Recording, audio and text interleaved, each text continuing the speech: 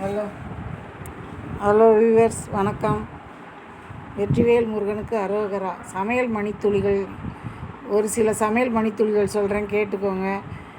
கீரையுடன் பைத்தம்பருப்பு கூட்டு செய்யும்போது ஒரு கப் பாலை அதில் விட்டு ஊற்றி செஞ்சிங்கன்னா மணமாக இருக்கும். பாகற்காயை இரண்டாக வெட்டி வைத்து கொண்டால் பழுத்து விடாமல் பசுமையாகவே இருக்கும்.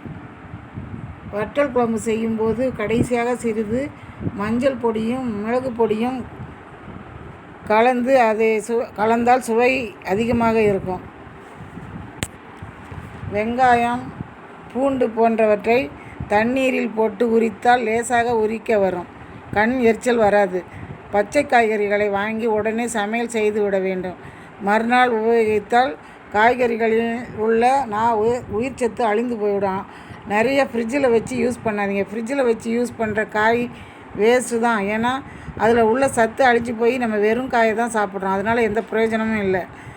கோதுமை மாவில் சிறிது சர்க்கரை சேர்த்து பூரி செய்தால் நீண்ட நேரம் நமத்து போகாமல் இருக்கும். அதேபோல் ஒரு கப் மாவிற்கு 1 ஸ்பூன் ரவை என்ற வீதத்தில் சேர்த்து செய்தால் பூரி நன்கு உப்பலாக வரும். வழக்கமாக தயார் செய்யும் சப்பாத்தி மாவுடன் துருவி வேக வைத்த மசித்த கேரட் மற்றும் சீரகப்பொடி ஆகியவற்றை சேர்த்து சப்பாத்தி செய்தால் சுவை நன்றாக இருக்கும். வெந்நீரில் சிறிது டால்டா கலந்து கோதுமை மாவு ஊற்றி பிசைந்து சப்பாத்தி செய்தால் மிகவும் சாஃப்டாக இருக்கும். மைக்ரோ ஓவனில் மறு சூடு செய்யும்போது சாதம், பொரியல் போன்றவற்றில் மீது தண்ணீரை தெளித்த பின்னர் சூடு செய்தால் சுவை வறண்டு போகாமல் ஃப்ரெஷ்ஷாக இருக்கும். எள்ளடை மாவில் பூண்டு உரித்து நசுக்கி போட்டு கலந்து எள்ளடை சுடுங்கள். மணமாகவும் சுவையாகவும் இருக்கும்.